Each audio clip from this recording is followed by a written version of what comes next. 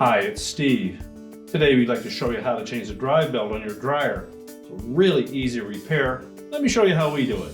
Now to do this repair, we will need to remove not only the top, but the control panel and the front panel to access the part. So before we begin, we'll disconnect the vent and unplug the dryer and pull it far enough forward that we can work on it. So next we'll take out these two screws that secure the top to the cabinet, using either a 10mm or a Phillips screwdriver.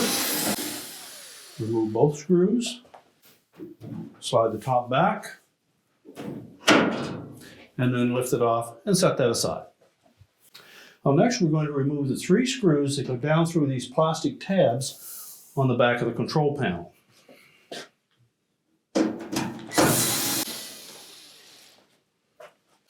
Now just lift up on the back of the control panel, tilt it forward,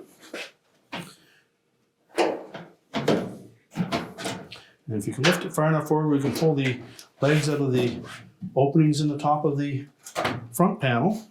We'll expose wire harnesses that we need to disconnect. So release the locking tabs.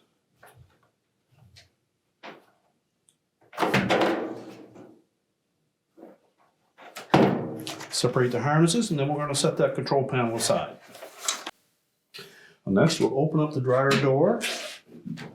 And we're going to remove these 2 screws located just below the lint filter.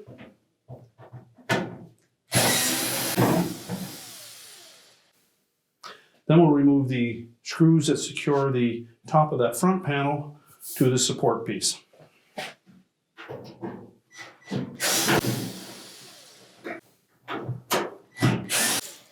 Be sure to support that front panel after we remove the screws. There are a couple of spring clips here that will hold it in place. We're just going to tilt that back enough. We can reach in behind and disconnect the harness to the door switch. Simply pull the harness away from the switch. We'll tilt that panel down and we'll lift it off of the base frame. There are 2 brackets attached to the base frame that fit into 2 slots on the bottom of the front panel. And the door switch is located right at the very top of that front panel.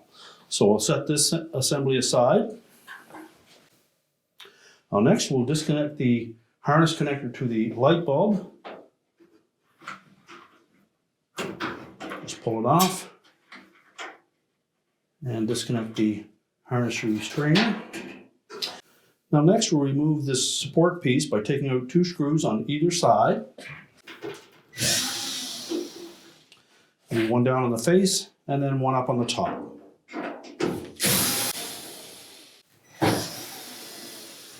Now in some models there may be an additional screw that secures the housing for the control board to that support piece, so you'll need to remove that as well. And there are 4 locating tabs that fit into the cabinet, so we may need to flex that support piece just a bit to disengage those. Then you can lift that off and set it aside.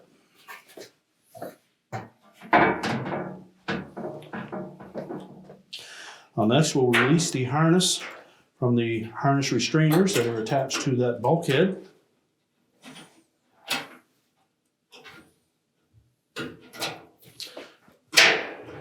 And just tuck that out of the way. Then we'll go down to the bottom of the dryer and we're going to disconnect this harness for the sensor. Simply depress the locking tab and separate the harness. So next we're going to remove that bulkhead. We'll need to take out 4 screws that secure the bulkhead to the cabinet, as well as a single screw that secures the outlet duct assembly to the blower housing.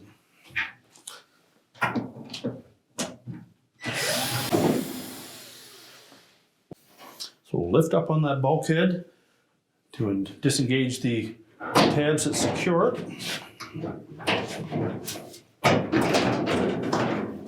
You may need to support that drum, and we'll lift the bulkhead away and just set that aside.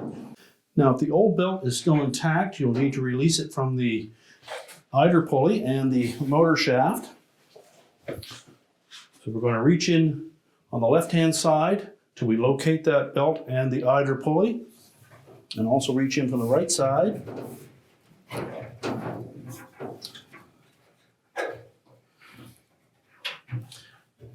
Once you find that idler pulley, you'll note that the belt comes down across the left side of the drum, wraps around the idler pulley, out and then around the motor. So we're going to push that idler pulley to the left, slide the belt off the back of the idler pulley and the motor pulley, slowly release the tension on that idler.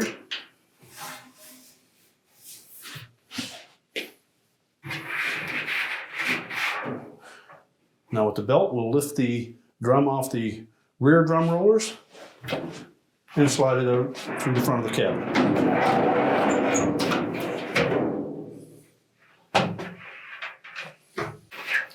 So we'll remove the old belt and discard it. Because it's difficult to know where that belt wraps around the motor and idler pulley, we've removed the drum so that we can show you how that actually threads through those two pulleys. The belt will come around the drum, and on the left side, it will wrap around the top of the idler pulley, tuck in underneath around the motor pulley, and end up in that configuration. So we have the groove side of the belt against the drum and the motor pulley, and the flat side of the belt against the idler pulley. So we'll drape the belt around the drum, keeping the groove side against the drum itself. We'll lift it through that opening, and then we'll set it on the rear drum rollers. Make sure it fits down snug on those rear drum rollers and is flush up against that rear bulkhead. Line up the belt with the center of the drum, or just slightly back of the center. And then we're going to reach in through and reconnect that belt to the idler and the motor pulley. So locate the belt, make sure that there's no twists on it. And then from the right-hand side, we'll just place that belt on top of the idler pulley, and then we're going to roll it down underneath the right-hand side. At the same time, we're going to pull on that belt from below the idler pulley. We'll pull it over to the left against the spring tension of the idler, and then slip that belt over the motor pulley. Make sure that we don't have anything obstructed. We should then be able to turn that drum, and we'll see the blower wheel turn.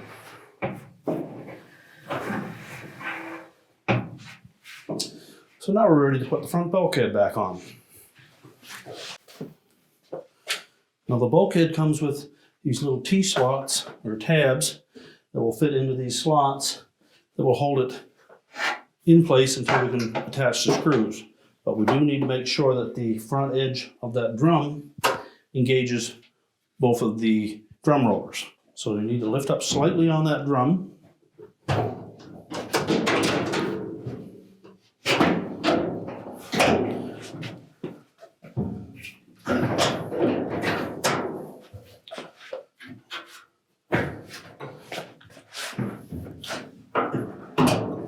Lining up on both sides.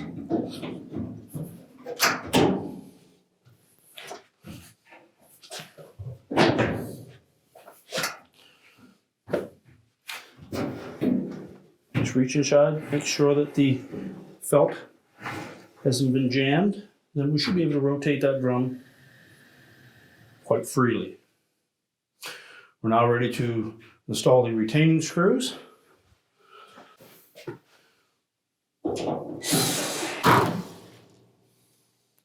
And remember the one down onto the blower housing.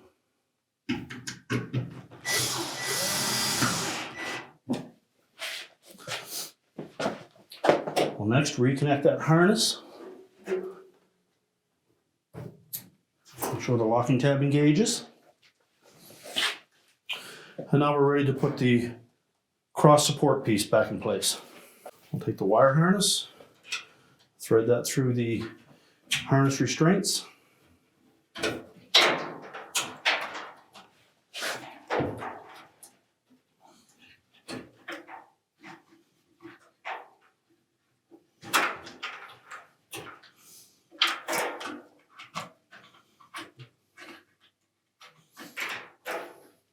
You can reconnect the harness to the light bulb.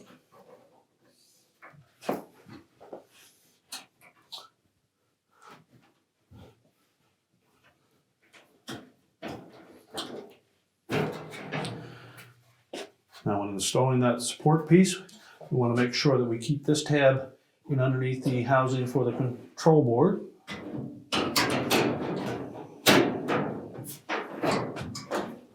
Line up the slots with the tabs on that support piece.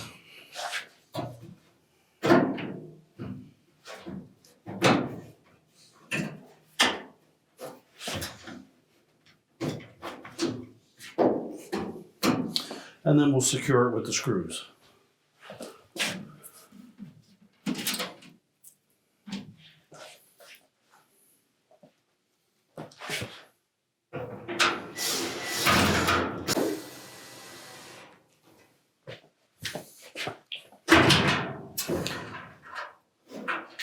Tuck the two harness connectors for the control board out through that opening. And now we're ready to put the front panel on. We'll line up those hooks on the bottom of the base frame with the slots in the bottom of the front panel. Tilt it up into position. Once we get it close, we'll reconnect that harness to the door switch. And then we can just press it into place, lining up the spring tabs, which may hold it there until we can attach it with the retaining screws.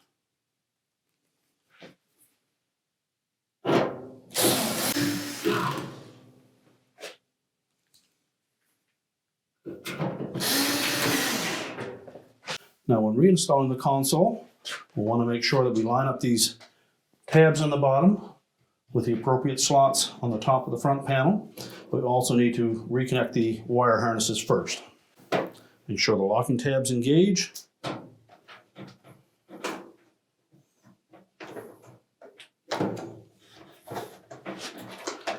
And we tuck that down into that opening. Make sure all of those tabs line up. Feed the harness down through that opening. And tilt it back. We can then put the 3 retaining screws in across the top.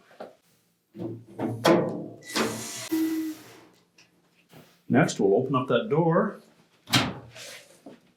and reinstall the 2 screws into the lint filter housing.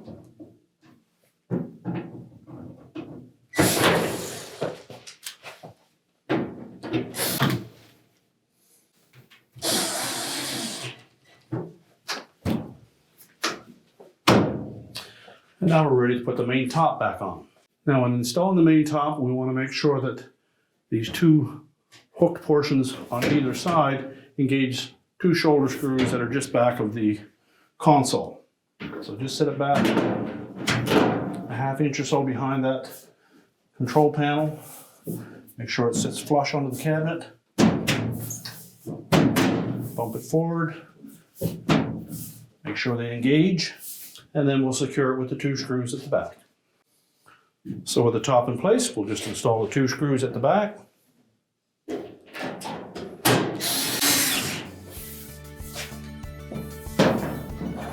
Now we're ready to push the dryer back into place. We're now ready to reconnect our vent and our power, and your repair is complete.